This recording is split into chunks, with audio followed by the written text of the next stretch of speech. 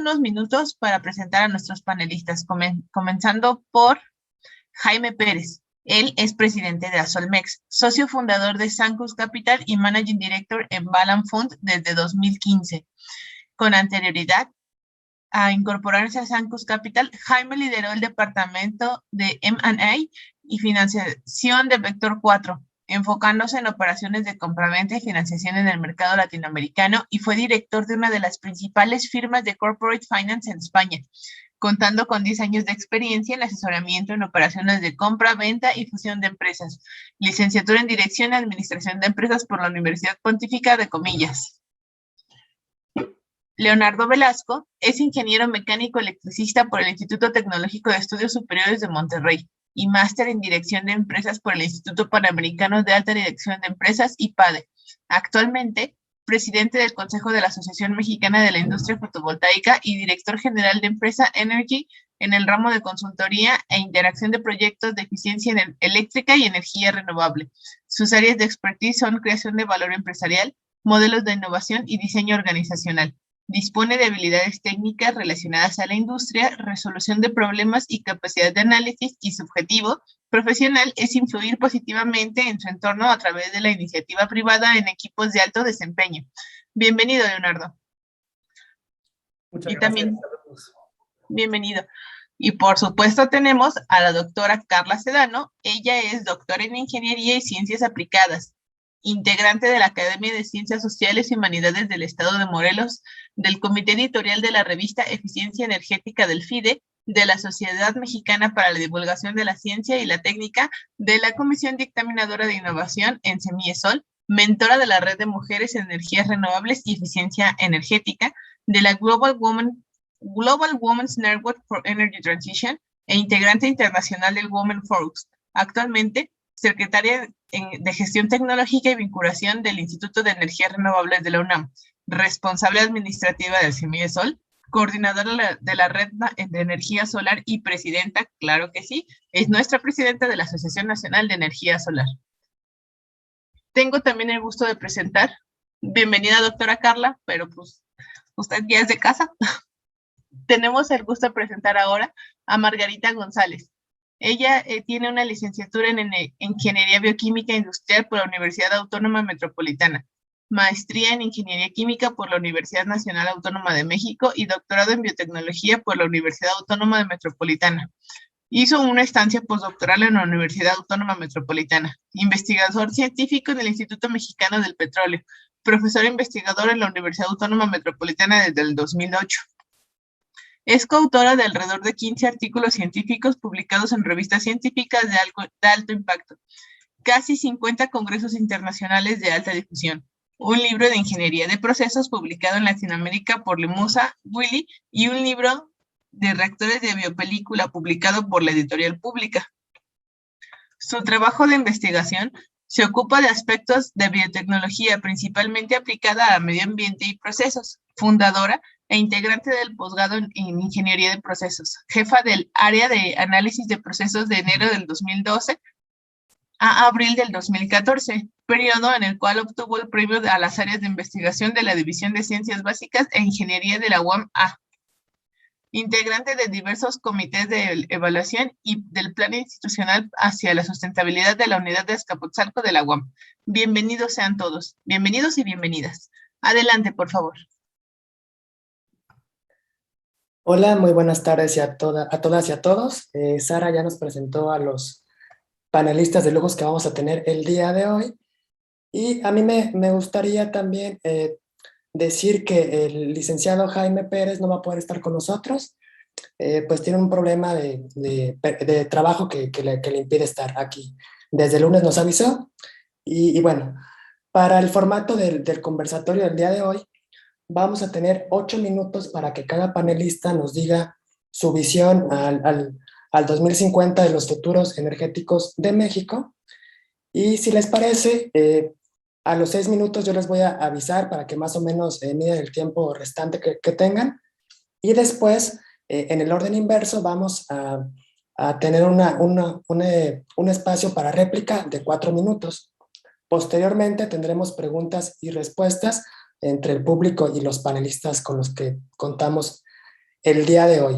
Si les parece a los miembros del conversatorio, el orden me gustaría que fuera primero la doctora Carla, después el maestro Leonardo Velasco y después la doctora Margarita González, que se va a incorporar en un momento con nosotros, y luego se invertiría el orden en la segunda ronda.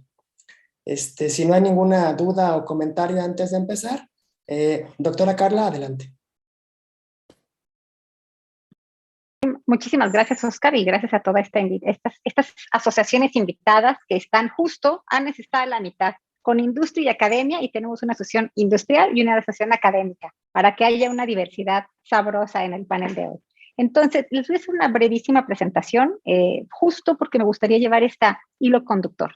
Vamos a hablar de los futuros de los sistemas energéticos. En particular, estamos fijando la vista al 2050. Fue la solicitud a ver cómo vemos el mundo. A veces no podemos ver ni mañana, pero esperemos ver al 2050. A veces es más fácil y hasta allá. Entonces, estamos pidiendo un ejercicio de imaginación, así funciona la perspectiva, de que nos vayamos directo al futuro, y siempre lo primero que hacemos cuando nos vamos al futuro es ver el contexto global. Entonces, el futuro 2050, ¿qué hay en el mundo para temas de sistemas energéticos? Y en esa lógica de ver qué está pasando en el mundo, lo que sabemos es que estamos apuntando a la descarbonización del sector energético, a la digitalización, a involucrar cada vez más el manejo de comunicaciones y a la democratización del sector energético. Son las 3 Ds que sabemos que son tendencia y que van a seguir dirigiendo los destinos energéticos del país, del mundo. Y bueno, pensando en el mundo, primero descarbonizando. Y ahí, para descarbonizar, siempre la reina va a ser la solar térmica. En ese espacio tenemos ahí un programa en el que somos parte desde la ANES y en México, el contexto de Solar Payback, donde vemos que hay una red de alianzas de trabajo, donde hay proyectos, hay alianzas, y en México tenemos proyectos, alianzas y liderazgo a nivel mundial en temas de solar térmica para residencia, servicios, industria. Y justo ese es uno de los primeros frentes para descarbonizar. Entonces, en ese sentido, ahí vamos. El otro es digitalizar. La digitalización del sector requiere que sea lo más pronto posible. ¿Por qué? Porque tenemos una red eléctrica, especialmente en México, pero en el mundo, una red eléctrica que hay que preparar para la incorporación de más energías renovables variables. Y en ese sentido, IRENA, nuestra Agencia Internacional de Energía Renovable, nos pone estas dimensiones de la innovación. Nos dice, hay que innovar para digitalizar en tecnologías habilitadoras, en modelos de negocios, en diseño de mercados y en operación de sistemas. Tenemos que trabajar en todos esos frentes, y ahí hay incluso una serie, como ven, de 30 iniciativas directas clasificadas en estos temas para poder tener más energías renovables variables, en particular en nuestras redes eléctricas. Esa es, digamos, que fuente para la digitalización, ¿no? No voy a hablar ahorita mucho de eso, pero es para que lo tengan ahí. Pueden ver Internet de las cosas, pueden ver lo que tiene que ver con vehículos eléctricos, inteligencia en la red. Y aquí me centro un poco porque la otra que decíamos era la democratización.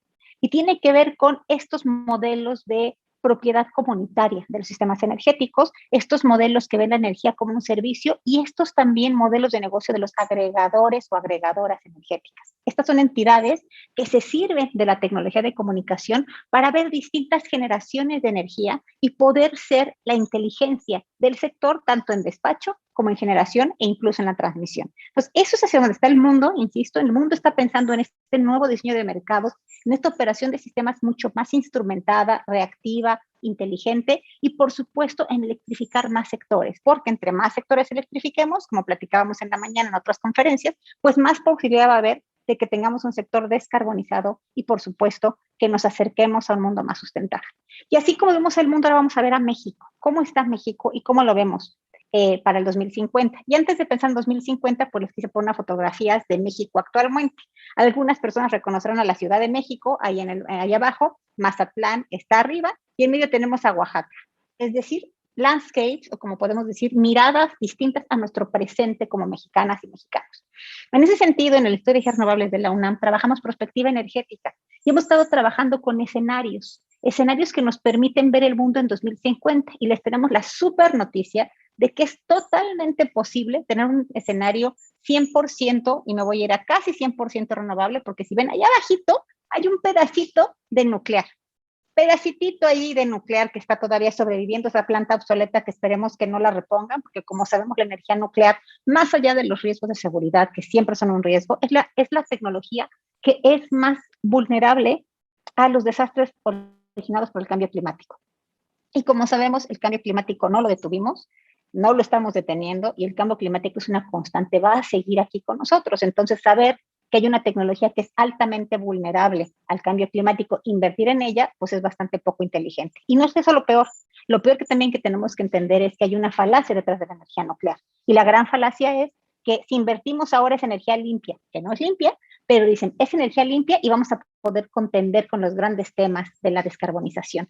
El problema es que nos tardamos unos 10, 15 años en terminar una planta y ponerla a andar. Entonces, para entonces, pues ya nos alcanzó el futuro. Así, estos escenarios que hemos diseñado están pensando estrictamente en renovables y por eso lo dejo tanto tiempo, para que vean que es posible, que hace sentido y no es lo mejor eso.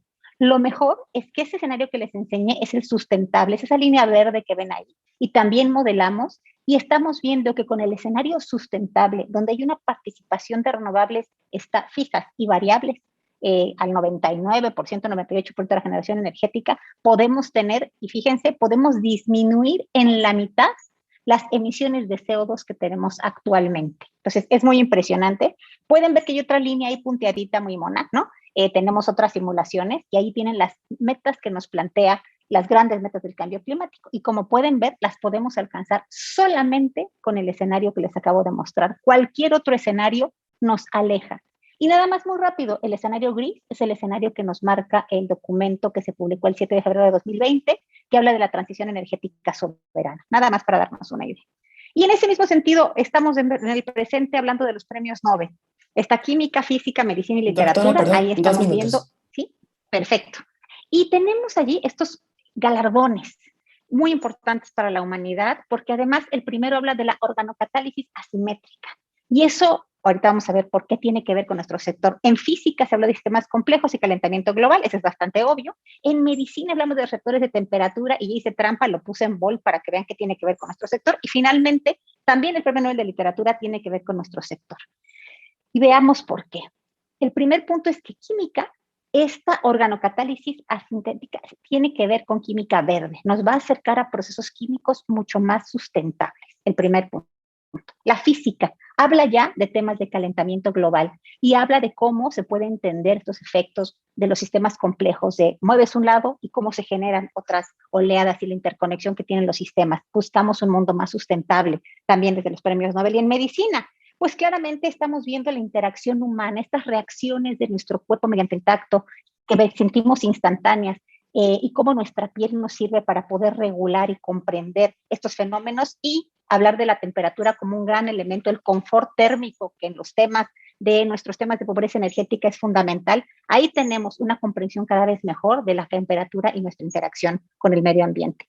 Y literatura nos va a hablar de sistemas energéticos que sean más justos, porque claramente Abdus al-Rak lo que hace es habla de los efectos del colonialismo y cómo se está trabajando los temas de refugiados en continentes. Entonces, si tomamos en cuenta hacia dónde están pensando los premios Nobel, ¿qué premian? Estamos viendo que premian las actividades humanas y las actividades científicas hacia el mundo verde, sustentable, más humano y más justo. Y así debe ser nuestra transición energética, más verde, sustentable, justa y humana. Y quiero cerrar con esto. Esas son las ilustraciones y el ilustrador que tiene allá a la derecha de este premio Nobel. Y hablo mucho de que estamos en el presente viendo el futuro en 2050, ya que hay algo que seguramente saltó en la mesa que podemos ver. Todos son hombres. Y eso es un error grande de estos reconocimientos del Nobel. La transición, el futuro a 2050 tiene que dejar de ser masculino. Es indispensable que tengamos un sector energético que sea realmente incluyente. Y con eso cierro mi participación, recordando que el futuro de los sistemas energéticos debe ser incluyente, verde, sustentable, humano y justo. Muchas gracias. Muchas gracias, doctora Carla. Siempre con una mirada que abarca muchos puntos de vista, buscando siempre el desarrollo sustentable. Adelante, maestro Leonardo. Muchas gracias. Pues antes que nada, agradezco la invitación, ¿no? Es una semana pues muy entretenida para todos en el mundo de las renovables y pues digo, yo creo que todos los participantes esta semana, con perdón, pero se tienen que referir en algún momento al tema de reforma constitucional Y yo tiendo a hablar sobre el elefante en el cuarto, ¿no? Bueno, los que no conozcan bien a MIF, nosotros estamos específicamente enfocados a generación distribuida desde la iniciativa privada y pues por supuesto que me voy a buscar orientar poco a poco en esta introducción hacia el futuro, pero quiero partir sobre materia coyuntural, si se me permite.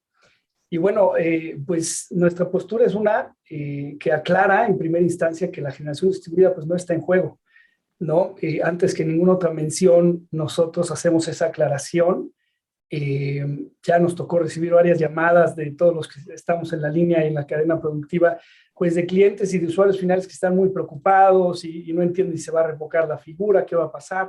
Entonces, en ese sentido, reprobamos las posturas que son sensacionalistas, ¿no? Y que crean una polarización innecesaria. Pero bueno, en términos generales, estamos decididamente en oposición a la propuesta, aún con la inclusión de generación distribuida. A nosotros nos parece un error centralizar todo en la CFE y bueno, es curioso porque hasta el concepto de políticas públicas en generación distribuida implica descentralizar. Y en esta propuesta yo creo que la palabra más identificable es centralizar y eso preocupa. Entonces tenemos fuertes reservas. Una importante, por supuesto, es si la generación privada como concepto incluye o no a la generación distribuida. Queremos saber exactamente qué atribuciones ostentará la CFE, si se están planeando cambiar las reglas del juego, ¿no? Las disposiciones administrativas, el manual de interconexión. Yo creo que la preocupación ahorita en piso es que por primera vez estamos viendo a abogados y personas especializadas en materia energética que no están entendiendo realmente el trasfondo de lo que se está escribiendo y pues ahonda una preocupación, ¿no? Esto ya nosotros esta semana tuvimos oportunidad de sondear las reacciones de parte de los usuarios finales y los clientes de nuestros miembros y pues sí ha habido ya un movimiento importante, ¿no? Entonces, en muchos sentidos, pues yo siento que es como si el gobierno actual dijera, miren, mexicanos, se acabó el debate, ¿no? Vía constitucional nosotros vamos a definir el significado de transición energética y pues tendremos amplia discreción en definir la hoja de ruta, pues. Y esa postura no me suena como una sensible al diálogo, no se escucha como una posición incluyente y si algún país hoy en día está siendo exitoso en generar una transición energética adecuada, yo siento que es justo porque se abre al diálogo y no se cierra en la inconstitucionalidad, ¿no? Entonces, me causa terror, con mucho arrebato, vivimos a expensas del sensacionalismo mediático y pues los compromisos políticos, ¿no? Y bueno, pues ¿cómo vamos a llegar al 2050? Porque esto definitivamente, nos guste o no, estamos en una situación apremiante. A la generación distribuida, yo siempre siento que, sobre todo en México, se le ha empleado como un peón en la mesa de ajedrez, cuando debería de tener mucha más relevancia. Es una tecnología esencial para mitigar el cambio climático. Los países con más generación distribuida pues van a la delantera en la transición energética y no solo porque con ellas evitan pues muchas toneladas equivalentes de carbón, sino porque la generación distribuida rompe paradigmas y cambia culturas. Ese es el negocio que elegimos los empresarios en generación distribuida. Nuestro negocio es eliminar el telón que nos ciega y permite que seamos conscientes del origen de lo que nos mueve. O sea, yo sé que suena muy romántico y todo esto, y sí, les habla un ingeniero idealista, así soy, hay que respetar quién se es, pero yo no puedo evitar pensar lo que significa a nivel cultural que puedas participar en generar, cuando menos, una porción de lo que tú usas, ¿no? Y claro, nadie niega su intermitencia, pero sabemos que los beneficios son incalculables, sobre todo cuando están en una etapa de adopción temprana, que es el caso de México, ¿no? Y bueno, yo siempre he insistido, por supuesto que hay puntos en donde coinciden los renovables a gran escala y en pequeña escala, se necesita una y otra, pero no quiere decir que son lo mismo. Lo grande no es igual a lo chico, en el mismo sentido que lo centralizado no es igual a lo descentralizado. Y por eso creemos que crear instituciones y dependencias que administren específicamente la evolución de la generación distribuida es lo más acertado. Algunos países ya se dieron cuenta de esto y la hoja de ruta al 2050 va a tener que crear esta distinción. La generación distribuida en muchos sentidos está embebida en la arquitectura del futuro. En verdad, yo no me puedo imaginar un futuro sin que nos hagamos responsables, conscientes o partícipes como mínimo en la generación de nuestros propios recursos, en algún porcentaje. Yo me considero un adoptador temprano y en mi casa, que yo alcanzo a cubrir el 100% de mi energía, pero estoy consciente que solo estoy cubriendo el 30% de independencia. Todavía dependo de una red, ¿no? Habrá muchos que quizás dicen, no, ya soy independiente. No, no, no, bueno, es un sistema interconectado, ¿verdad? Y bueno, pues la tendencia en el mundo es la desregulación del sector eléctrico y esto, pues esta tendencia está ganando mucho impulso y me preocupa, ¿no? No podemos remar contra corriente. Yo sí siento que al 2050 esa descentralización que produce participación, que produce diálogo, que produce una inclusión por encima de lo que antes se acostumbraba de, bueno, tenemos una batería infinita que quién sabe dónde genera su actividad de extracción y de generación. Perdón, maestro, le quedan 2 minutos. Gracias. La empezamos a comprender y es muy chistoso. Digo, no siempre en ese camino vas a estar libre de un debate álgido, ¿no? Por ejemplo, muchos de mis clientes pues también pues nos hablan y nos dicen, oye, es que ¿por qué subió mi recibo de luz? Y entonces el 95% de las veces, si no es que más, la averiguación resulta en estás consumiendo más. Y ese proceso que está integrando, ese diálogo de interactuar con el usuario, lo hace consciente de su consumo. Es impresionante, pero ya empieza a haber un balance de energía en los hogares cuando antes había pues un recibo domiciliado, ¿verdad? Y decían, bueno, pues yo total pago, solo hay una opción y se acabó. Entonces, a mí me parece muy interesante analizar lo que están haciendo las políticas públicas de otros países, ¿no? Inclusive empresas estatizadas, ¿no? Antes se acuerdan de Statoil, la empresa esta conglomerada noruega, y ahora pues, se cambia el nombre a Equinor, ¿no? Bueno, no ahora, ya pasa tiempo de esto, y pues yo no sé si Pemex va a cambiar de nombre algún día, porque, o si están conscientes de que lo van a tener que hacer, pero pues este es un tema importantísimo, materia central. Entonces, pues cierro con eso y ahorita sé que va a haber un poquito más oportunidad de hablar de microredes, que definitivamente son el futuro. En muchos sentidos van a presentar una flexibilidad a los sistemas eléctricos y a los usuarios que no tenemos hoy, ¿no? Adelante, gracias. Gracias, maestro, y qué bueno que trae a la mesa el tema de la nueva iniciativa de reforma energética, porque creo que mucho de lo que pasa en 2050 va a depender de lo que hagamos hoy. Adelante, doctora Margarita, por favor. Buenas tardes, agradezco mucho la invitación a participar en este evento y me voy a permitir mostrarles una breve presentación que hicimos para este caso. Yo formo parte de la Academia Mexicana de Energía.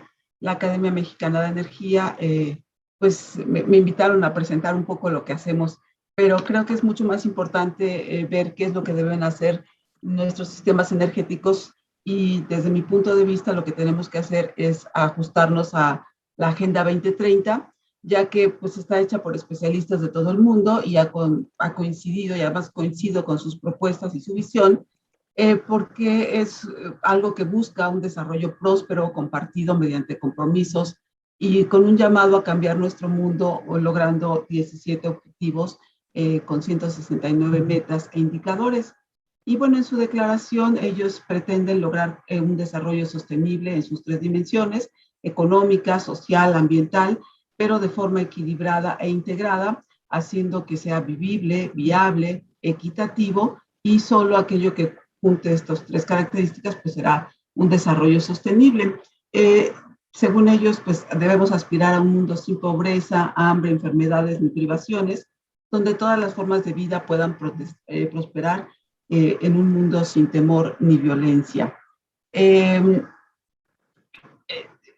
Aquí tenemos los 17 objetivos que se propone la Agenda 2030, que están basados en las personas y pretenden que cada gobierno pues establezca cómo los puede alcanzar. No es algo impuesto ni tampoco que tengamos que seguir en determinados porcentajes, pero sí debemos de tratar de cumplirlo. Y creo que además va con los objetivos que se ha propuesto este gobierno y que al menos todos los gobiernos pretenden decir que intentan hacer.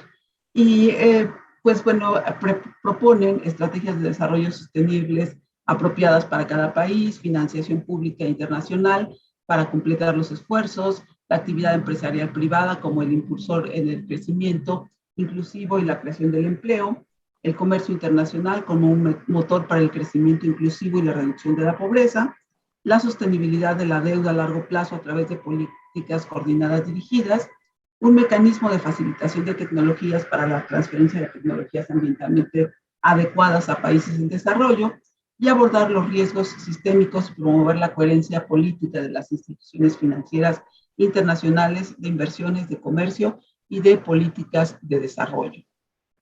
Pero además siempre proponen que haya un seguimiento para ver hasta dónde estamos, si vamos por buen camino, lo cual pues, a todos nos parece muy lógico pensar que si no medimos lo que está sucediendo, no tenemos ni idea de lo que estamos haciendo.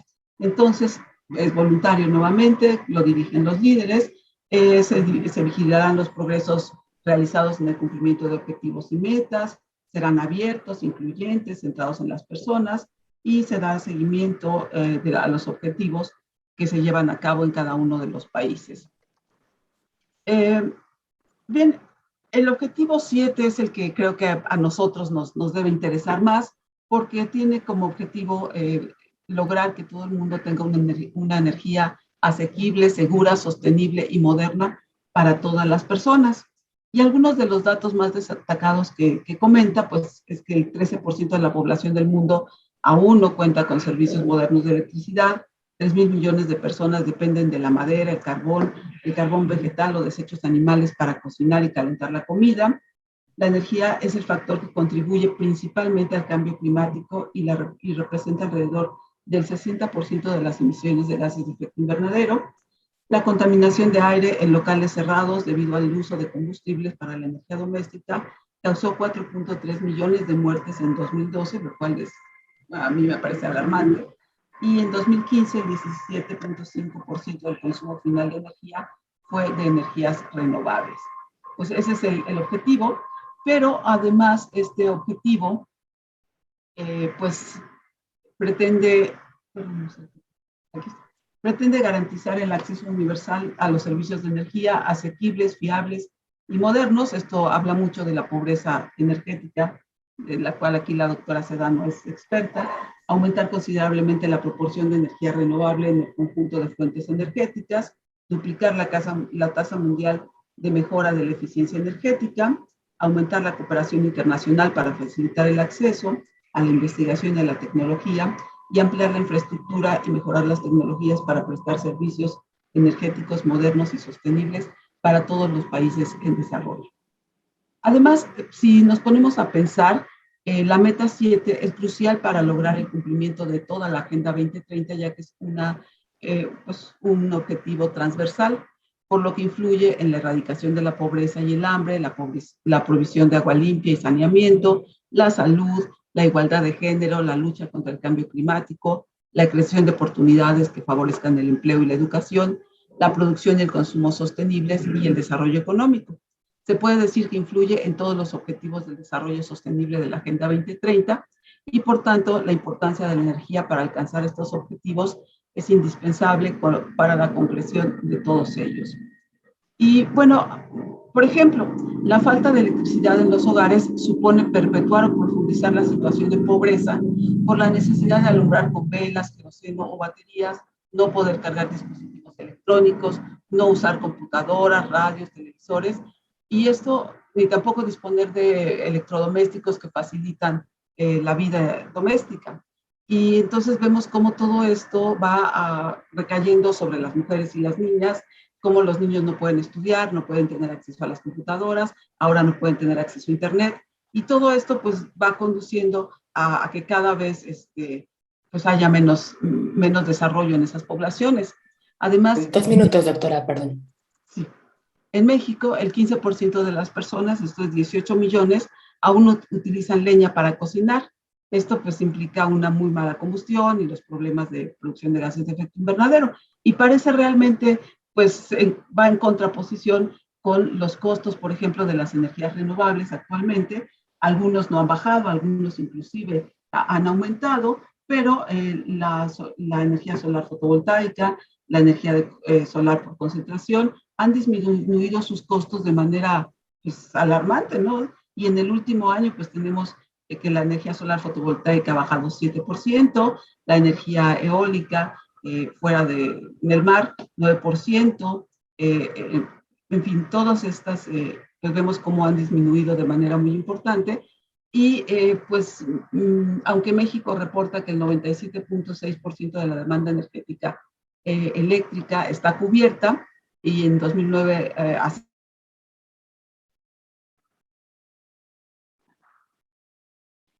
servicio. Y además el reto incluye brindar este servicio con una buena calidad y que de manera asequible. Por lo tanto, esto requiere darle a todos los servicios un mantenimiento adecuado, principalmente preventivo, y además yo creo que en este momento pues no se está llevando a cabo. Vemos cómo la incorporación de microredes, de la que hablaba ahora Leonardo, pues para mí es indispensable en tratar de buscar nuestras soluciones o cómo llegar a alcanzar los objetivos de la Agenda 2030, porque pues implica sumar a las redes y claro, hay que hacer ciertas adaptaciones cuando está involucrada la red, pero pues creo que ahora se cuenta con todas las tecnologías adecuadas para poder hacer todos estos cambios que para mí son indispensables. Y bueno, con eso termino porque creo que se me ha acabado el tiempo, pero al rato podré intervenir nuevamente. Gracias. Sí, doctora, muchas gracias.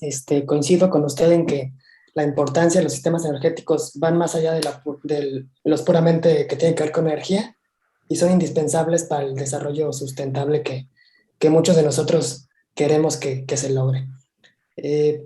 Ahora pasamos a una segunda ronda donde ahora, doctora Margarita, usted comienza. Habíamos dicho 4 minutos, pero creo que pueden ser 5, llevamos buen tiempo. Y donde usted puede ahondar más en el tema en el que ha hablado o puede también platicar un poco o comentar un poco de lo que la doctora Carla y el maestro Leonardo han comentado. Adelante, doctora. Preferiría continuar con lo que te había presentado. Creo que todavía tendremos tiempo para platicar al respecto. Bueno, una de los efectos que ha tenido la pandemia, que según yo, pues obviamente no podemos olvidar que estamos en una pandemia, pues ha provocado en todo el mundo una importante pérdida de vidas humanas. Si nosotros vemos la tasa de muerte en México, pues ha cambiado drásticamente en este último año.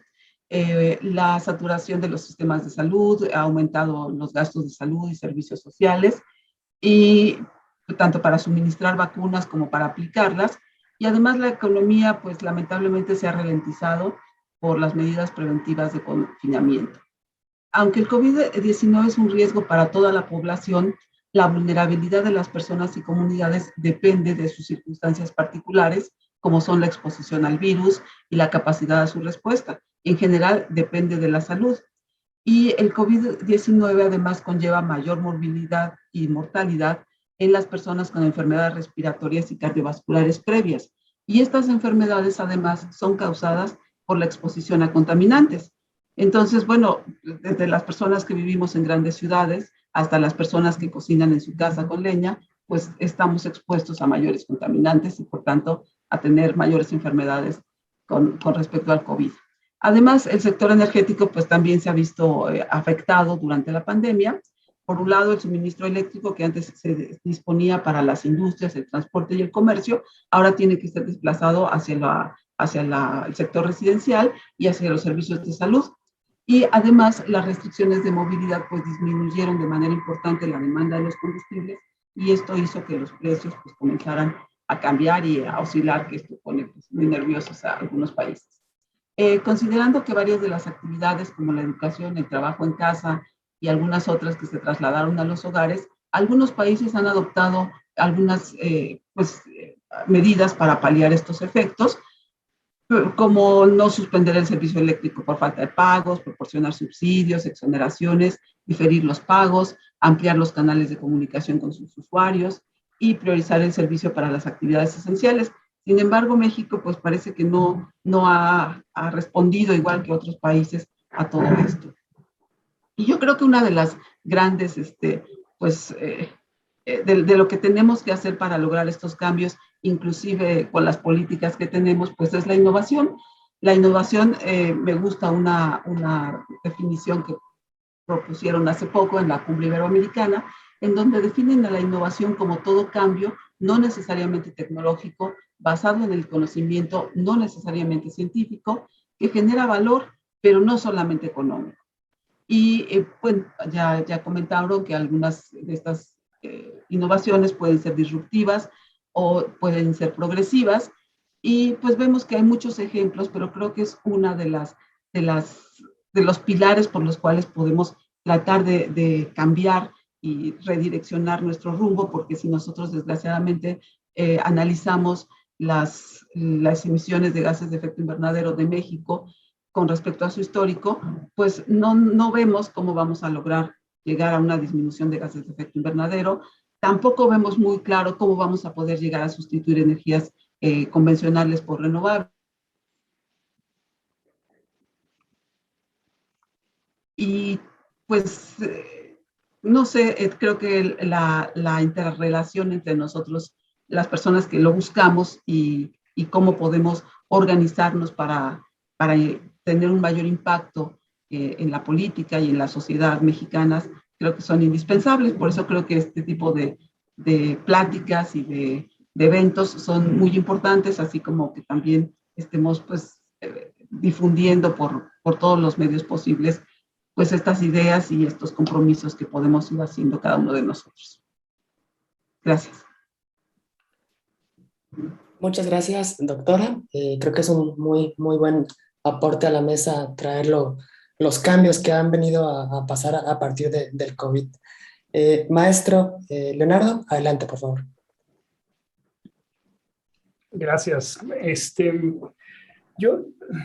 Yo tiendo mucho, evidentemente por mi formación como mecánico electricista, tiendo mucho a la tecnología, pero mis años como empresario me han hecho ir más allá de la tecnología y entender el impacto cultural que produce una tecnología.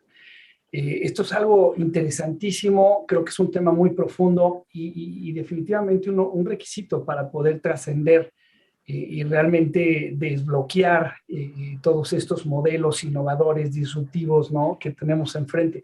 Nunca ha sido un problema de falta de tecnología y lo sabemos, es un tema de consenso, es un tema de conciencia de uso. Y bueno, yo, si me lo permiten, les quiero compartir pantalla un poco algo que me encanta y me refiero mucho a él. Nosotros usamos muchos sistemas de medición inteligente en casas, negocios, sobre todo en industria. Pero, ¿qué es lo que pasa? Nosotros vemos un usuario eléctrico poco informado, vemos un consumidor que difícilmente tiene un entendimiento adecuado de cómo consume, cuándo consume. Y esto es un inhibidor de las tecnologías disruptivas. Lo que ustedes ven en pantalla, los invito a mi casa o mínimo a la parte eléctrica de mi casa. Es una solución, hemos jugado nosotros con cientos de sistemas de medición. Me gusta en este entorno. Lo que ven es pues, de manera gráfica con, ¿cómo se llama? Diagramas de burbuja, nos expresa qué es lo que está pasando eléctricamente. Tenemos un generador solar y tenemos una carga vampiro que siempre está prendida, ¿no? Los módems, etcétera. Pero esto es muy interesante porque yo empiezo a tener datos que en mi experiencia menos del 0.1% de la población mexicana entiende o tiene. Por ejemplo, esto que decíamos ahorita, ¿no? Yo, a pesar de que genero un poco más de lo que consumo, bueno, el mes pasado no ha llovido muchísimo aquí en Guadalajara. Fíjense cómo te obliga también a estar consciente de un tema de climas y eso, por eso me encanta a mí la generación distribuida. Pero bueno, generé un poco menos de lo que usé. Pero eso no implica que soy 80% independiente. Aunque generé casi el 100%, solo soy independiente en un 28%. Dependo o sea, solo me independicé en ese 28%. En lo demás, dependo de una red. Y bueno, aquí por primera vez muchas personas ven algo que hoy es invisible para todos, sus cargas eléctricas, ¿no? Es un calentador, un refrigerador, pueden ver los horarios de uso, el tema de administración familiar, etcétera, ¿no? Y este sistema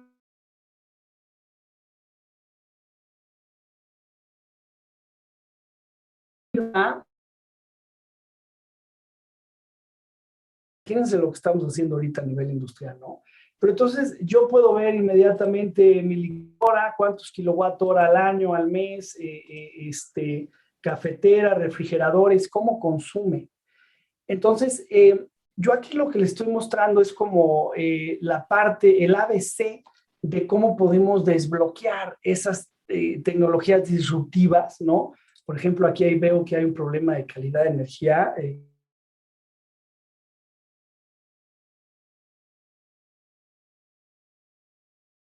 filtros al agua y a la electricidad, no, pues seguro es perfecta, pues no, y por eso se funden los LEDs todo el tiempo, ¿verdad? Entonces, digo, yo les muestro esto porque a mí me llegan muchos clientes, me dicen, quiero poner baterías, ya. Y yo digo, ok, ¿cuántas horas de redundancia quieres? Me dicen, no, pues no sé. ¿O cómo consumes? ¿A qué horas consumes? Queremos ver si fotovoltaico alcanza a cargar tu sistema para ser autónomo. No sé, no sé y no sé. Entonces, estas tecnologías de medición inteligente son en sí una innovación disruptiva en el sentido de que me pueden empoderar, me pueden encauzar a hacer cambios en mi vida diaria para mejor administrar mis consumos, ¿no? Entonces, tecnologías hay todas y eso nos llevaba al tema de microredes. Pues si tú tienes ya un sistema inteligente, todo es posible porque entonces tienes un análisis de tus horarios, de tus hábitos y también de tus recursos, ¿no? Que hoy tengo sol, tengo algo de viento que quiero aprovechar, estoy en una costa, yo no sé, y entonces todo es posible. Y yo creo que ahí sí vemos un set de políticas públicas que está muy, muy retrasado en el tiempo a lo que está ocurriendo hoy a nivel tecnología. Entonces, para mí particularmente, ¿cuál es la clave de esta transición? A empoderar a los usuarios a informarse. Y es un set no solo de libertades los que adquieren, sino también de responsabilidades que van a empezar a entender en el mundo, ¿no? Entonces, y eso encausa también y moviliza a esos criterios, esa cultura moviliza procesos políticos, a procesos de cambio, a procesos de empoderamiento que quizás hoy en día están muy aislados, ¿no? Perdón, maestro, ¿se acabó el tiempo? Adelante, adelante. Si gusta terminar con la idea. Entonces, digo, simplemente decir que este tipo de tecnologías, por ahí un concepto de leapfrog technologies, que nos dice que son tecnologías capaces de llevarnos de manera acelerada al futuro concebido. Y para mí, medición inteligente es uno de esos conceptos, específicamente para México. Sí, de acuerdo, ¿no? Hay un viejo dicho que dice que no se puede controlar lo que no se puede medir, ¿no? Por eso la importancia de la medición. Doctora Carla, adelante, por favor. Muchas gracias. Y pues tocando, ¿no? Retomando el tema del elefante en la habitación virtual o en el país que estamos ahorita, que al final es una de estas, insisto, y tiene,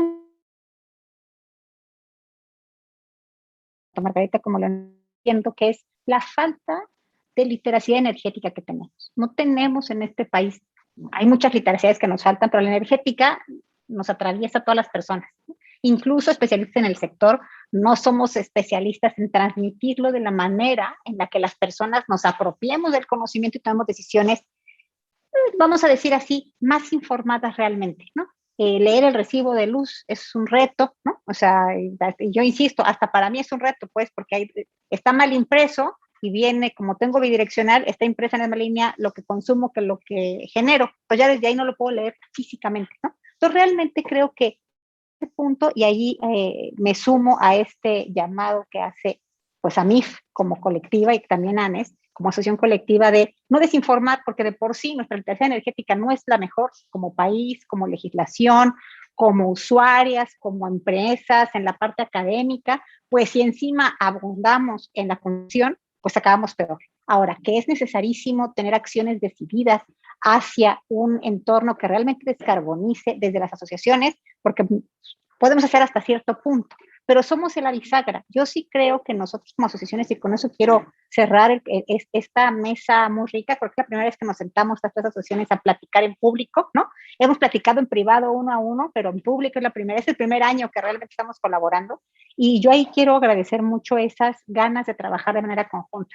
Sin duda, estamos viendo que la alianza es necesaria, que tenemos que explicar de manera distinta las cosas, y me gusta mucho el tema del monitoreo y la medición, porque lo que estamos viendo en proyectos académicos de innovación social es que lo que les llama la atención son los medidores. O sea, al final, y lo está viendo Oscar mañana va a Tlautla con una comunidad rural, y ven el medidor y les empiezas a explicar qué mide y andan felices. Y aquí bien interesante, las niñas, los niños, la abuelita, ¿no? Están viendo que qué está midiendo, quieren ver el numerito, ver el foquito verde. Entonces, creo que sí hay un hambre de entender, y en eso tenemos que trabajar, porque entre más entendamos la importancia de la energía, mejor vamos a prepararnos para el futuro. Necesitamos literacia energética ahorita, porque sin esa literacidad, el futuro en 2050, cualquier escenario que nos imaginemos, hasta el catastrófico, va a quedar muy arriba. Necesitamos urgentemente más.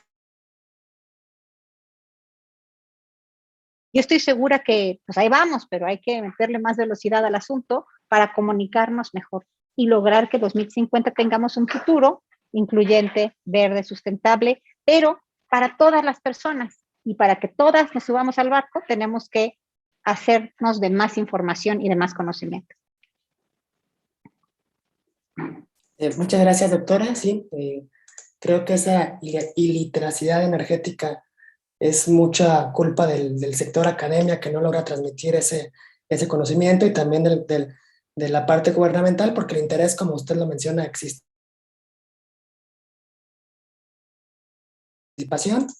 Pasamos a una ronda de preguntas y respuestas. Pueden levantar la mano o hacerlas en el chat. Yo estaré al pendiente de los dos.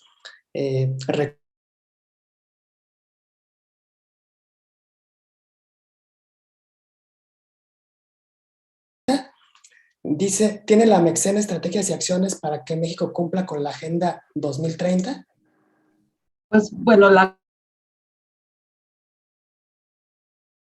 años de formada, pero bueno, ya sí tenemos un congreso bianual internacional, tenemos un seminario que comenzamos hace un año, es un seminario abierto, puede entrar cualquier persona, tenemos diferentes invitados o hemos tenido distintos invitados, también tenemos una revista puramente científica que se llama Energy, también estamos comenzando a publicar un boletín que es más de tipo informativo en español, como para llegar a más personas. Queremos también hacer pues cursos, probablemente diplomados, pero ya más enfocados a las necesidades de las empresas para que podamos pues crear contenidos que sean interesantes para ellos, ¿no? Para que los empresarios digan, lo que necesitamos es esto. Hay todavía muchas discrepancias entre lo que da la academia y lo que necesitan los empleadores, y queremos pues hacer más pequeña esta diferencia, acercándonos un poco a los empresarios que quieran o que estén interesados en temas energéticos para proponer en conjunto programas de estudio, diplomados o especialidades que puedan satisfacerlos. También casi todos los miembros de la academia somos profesores en alguna universidad o en el Instituto Politécnico Nacional, en la UNAM, en la UAM, y pues nuestra labor es educar, así es que pues también eso nos encanta.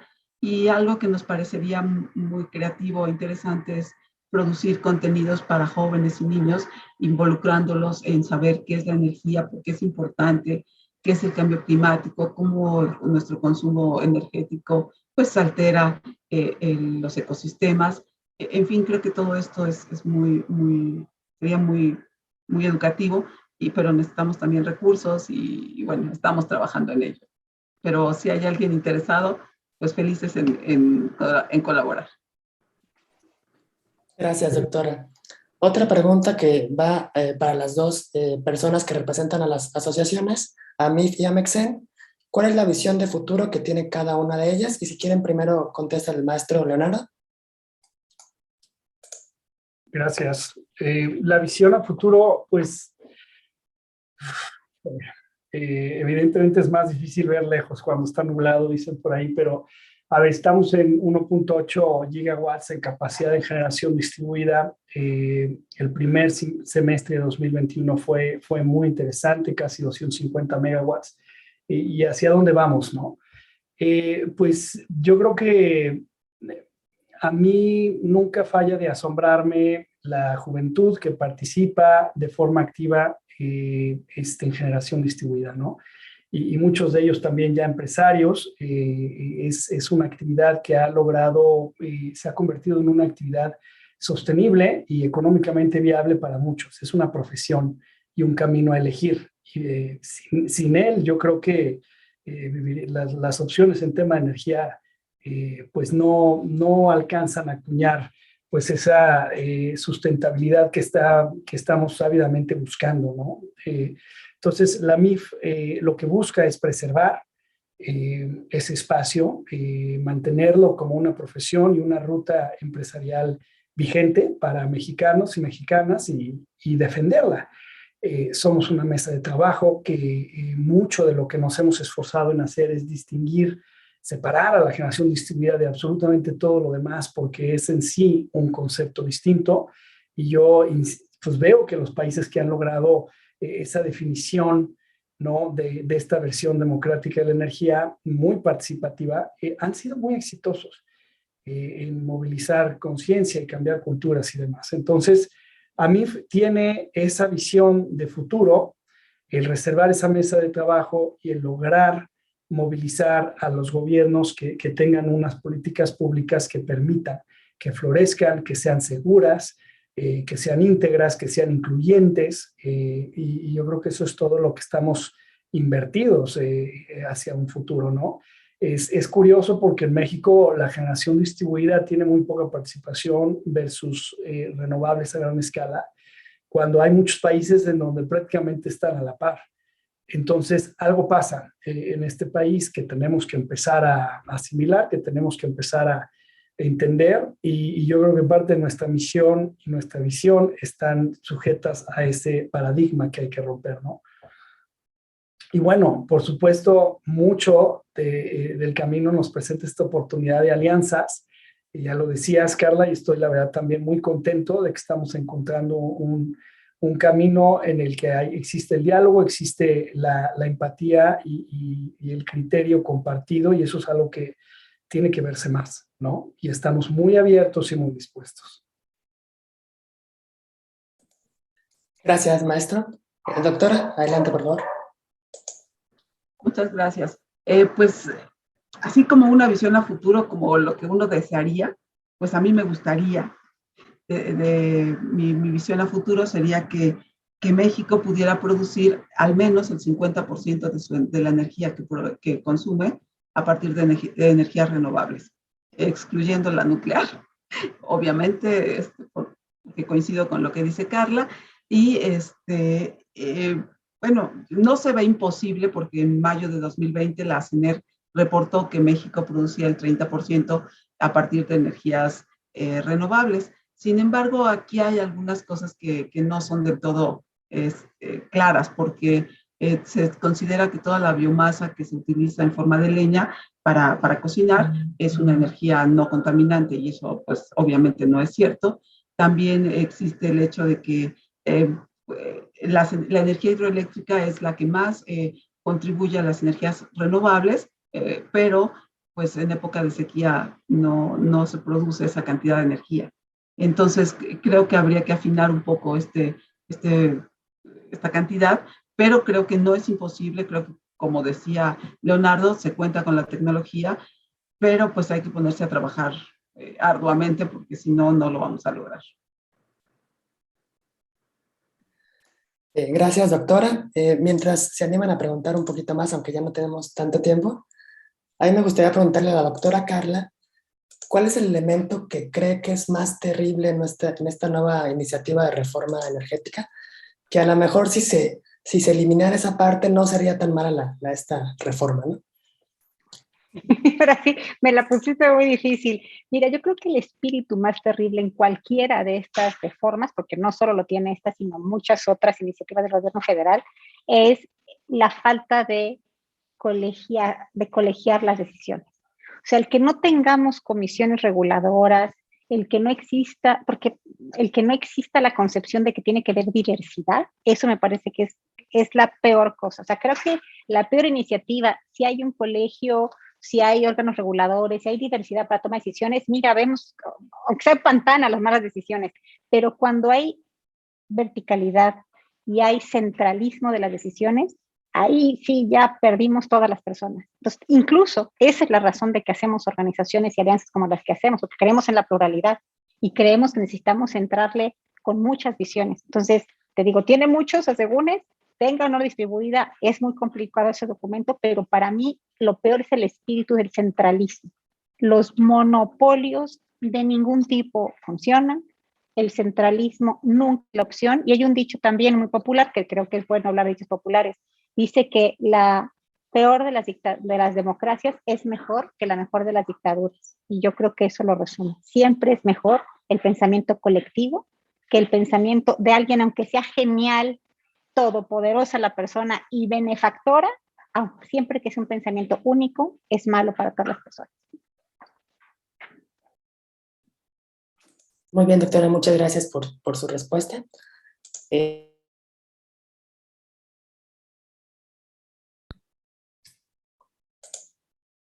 Si no hay más, ¿alguno de los expositores quisiera agregar algo? Muy bien, pues les agradezco y les agradezco también a todas las personas que estuvieron de asistentes en este conversatorio y pues muchas gracias. Nos vemos.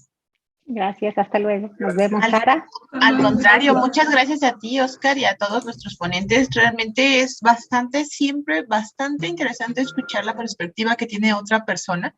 Y como bien dicen, sentarnos, escuchar con la mente y el corazón bien abiertos y ver cómo podemos hacer posible, porque creo que todo el mundo está persiguiendo algo, como bien dicen, verde, sustentable, incluyente y todo el mundo para adelante. Entonces, tienen mucha razón en sus comentarios que es cosa de ponernos todos de acuerdo y todos para adelante. Muchísimas gracias. Si me lo permiten, tengo 2 minutitos para presentarles y entregarles sus constancias, ¿vale? ¿Ya ven ahí mi pantalla? Sí. Sí, súper. Pues a nombre de la Semana Nacional de Energía Solar, otorgamos el presente reconocimiento a la doctora Carla Sedano por su valiosa participación como conferencista en los futuros de los sistemas energéticos México al 2050. Muchísimas gracias, doctora Carla. También quisiéramos darle un reconocimiento a Margarita González por su valiosa participación como conferencista en los futuros de los sistemas energéticos México al 2050. Muchísimas gracias, maestra Margarita. También queremos darle otro reconocimiento a Leonardo Velasco por su valiosa participación como conferencista en los futuros de los sistemas energéticos México al 2050. Muchas gracias y por favor un aplauso a todos.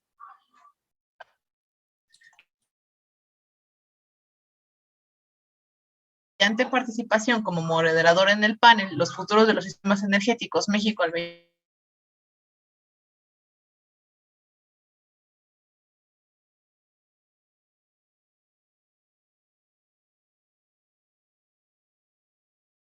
Tenemos en este momento una reunión